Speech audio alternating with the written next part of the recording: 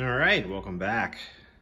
As you can see, we've pulled the protection on the backdrop down, and I've continued working on the various textures and whatnot around the bridge. On the far side over here, I've put some of the new mats my son and I made over there. Up here along the road, as well as over here, if I tilt the camera back that way, back in there, that's all new static grass. Let me zoom in on some of that a little bit and go over a few things that happened over there. So I intentionally, after I got it to the phase with the first 3 layers, like what you see down here, got it to here. Then I went through with my finger and just made some clumps, just all through it. And then I went back to the first layer, the 2 mil, and then back to the 4, getting darker and darker, or not darker, getting more and more of this buff color, less green and more of that. And I went all the way to the 6.5, which you see here. This is all Mini Nature Silfloor static grass. I did get in a couple of new things. Show you that here. Some Woodland Scenics straw color and light green 12 mil grass. Here's where things go a little bit sideways for me. So I got the clumping that I wanted, the tufting that I wanted. Again, I'm talking about on the far side of the tracks there. Got the tufting that I wanted over there. Looked great. And then I came in with the 12 mil grass. And this is the problem with me, not the Static King, but I forgot to swap out to the larger grill that goes over the front of it. I used the smaller one, and I think that affected the way the grass fell. I think I've gone in there and I've kind of straightened it out and pulled some stuff and vacuumed up the things that were laying a little bit more flat than I would have liked. Same thing up there. I intentionally created some tufting. So I think I've salvaged it, and I've continued to add stuff along the embankment here. And you might notice, if I right here, and there's another one over here. Those are the new trees. The new little bushes that I made, and I showed that before with the sisal rope. What I did is I used my drill, and I drilled holes through the Sculptamold, and then dropped the trunk way down into the hole so that it's basically sitting there kind of where my finger is as the ground. And I think those look really nice mixed in there. So I'm gonna be making a whole bunch more of those and adding it. So what we've got here so far, lots of different things happening here. We have our those mats from Michael's that I toned down with the airbrush. We have static grass. We have a couple of places where you see this material. There's some here. There's some kind of mixed around, kind of right in front of the, here and here in front of the sisal bush. Is some of the Martin Wellberg thicket material. I've got some Hecky mats in here, but all of this all up through there is those mats from Michael's. That's a furnace filter. Some more of the Martin Wellberg thicket material here, and then I go up into static grass that I laid right here. So continuing to develop the various textures and materials and whatnot, doing the same thing on the far side over there. And I'm gonna spend more time on this side of the embankment than the other, because you're never gonna see the other side. The camera, I'm gonna pull back out, it's zoomed in. This is what it looks like from the aisle. Like the camera's basically right up against my workbench. Nobody's ever gonna see the other side. So I'm gonna continue on with that, adding materials. I'll probably come in and maybe try to add some textures here, maybe some of these Hecky materials to provide some thicket kind of stuff going on here. Need to blend it in, need more detail. That's right in the foreground, so more coming.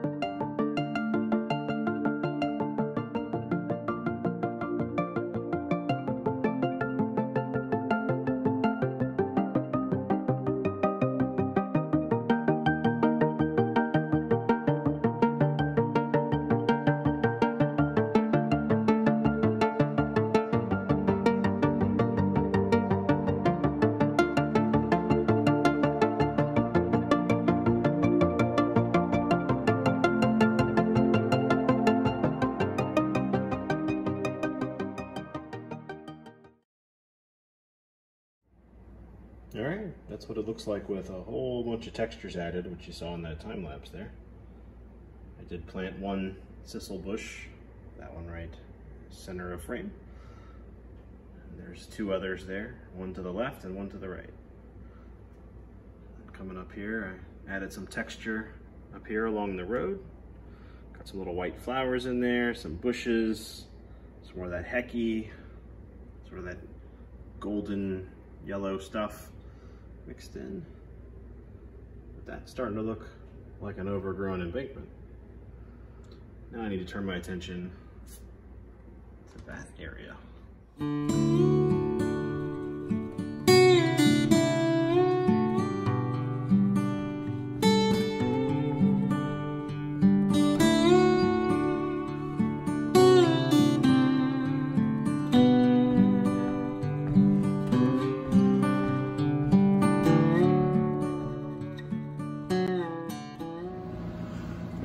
Doesn't look like too much has happened, but it has. Planted several more bushes. There's one there, one back there. I think I planted 4 or 5 of them. One right there. Yeah, I pointed that one already. I also went around the edges back there, along the backdrop, and next to the road towards the back there, and on the left side as well. And then as I come forward over here, on the right side, right along the road where it was showing pink foam before, and just got some base scenery down there.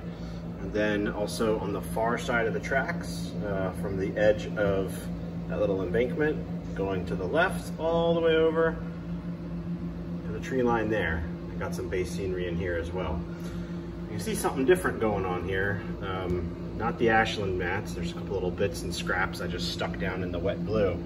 But behind that, I don't know if you can even tell, it's blending right in, but this right there.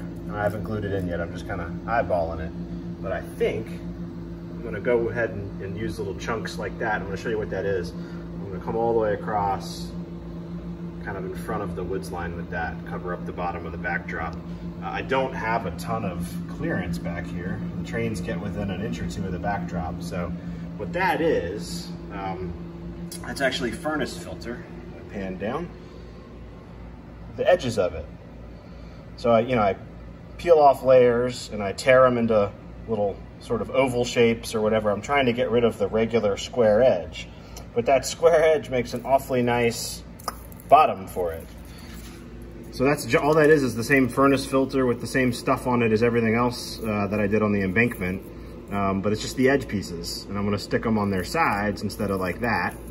And you can see where I intentionally put leaf stuff along the bottom and then the greens up in the branch structure. I think that's what I'm going to use. Again, just sort of along there. So more to come as I start working to blend these two scenes together. That's the teddy bear field with the trees behind it. And then I've got nothing, and then I start getting into the embankment scene. So I'm trying to blend them together now, and more to come. A little bit more progress back there on the far side.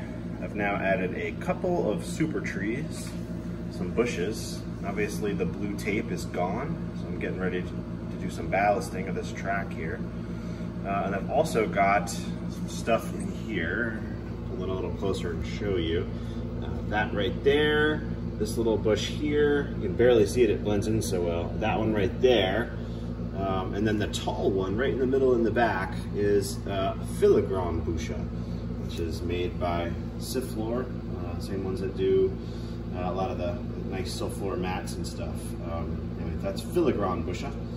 Probably butchering the German pronunciation of that, but it's a nice little tree material. There's actually one, if I pull it just a bit more, right there.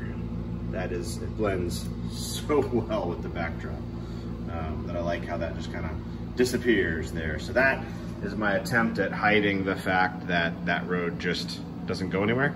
It goes into the woods, so now it goes somewhere.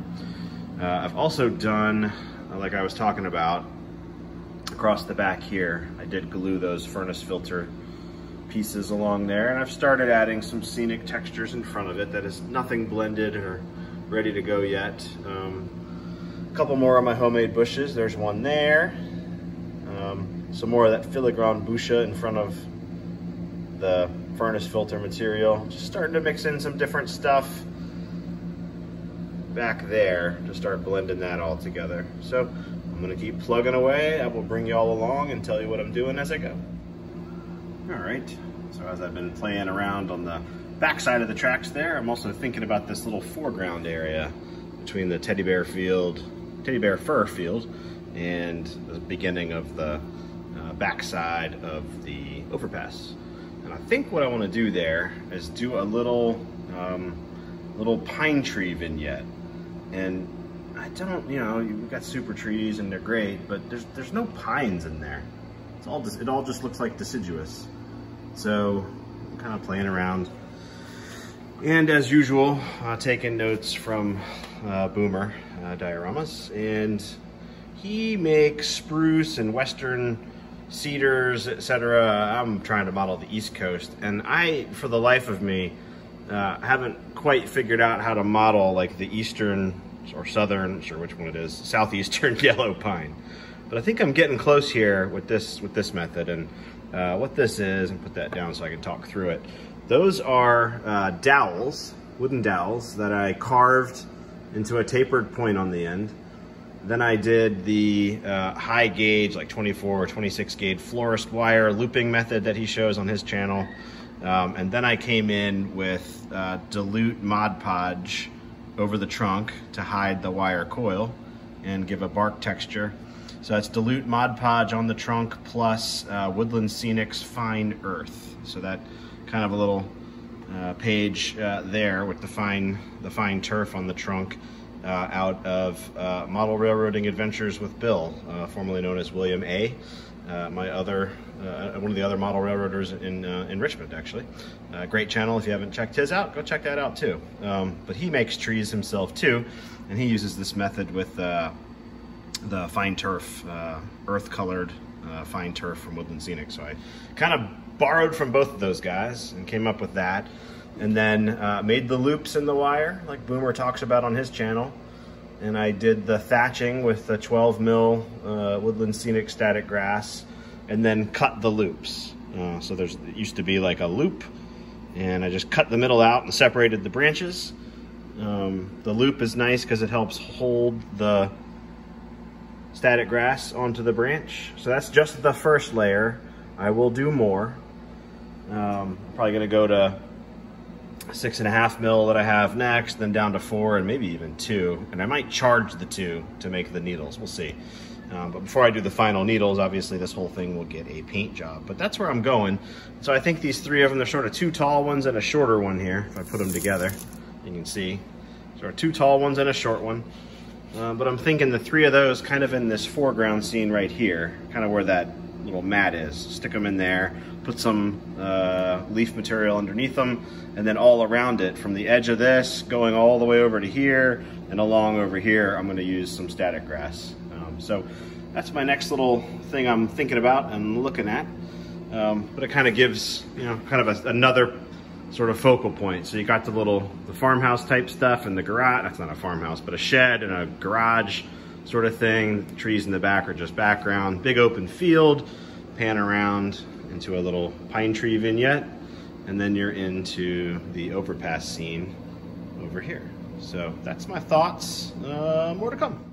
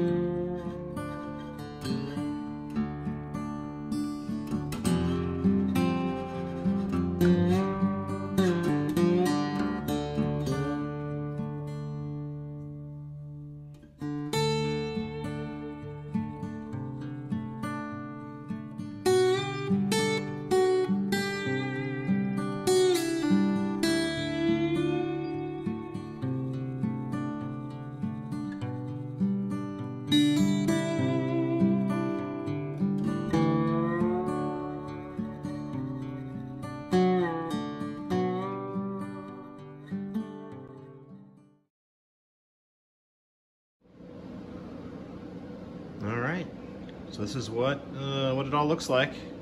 That was actually 2 weeks worth of scenery work there. This is what she looks like. This is the whole area above the workbench. Panning back over to the teddy bear field area.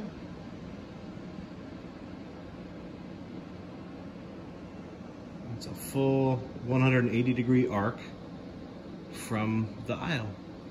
So that's what it looks like. I'm pretty happy with how this is all coming together. I'm not done. Obviously I need to ballast, and I'm going to do some static grass up there along the back of the tracks. We're getting close. This is the effect I was going for. Pretty happy with it. So we'll do some ballast here in the next week.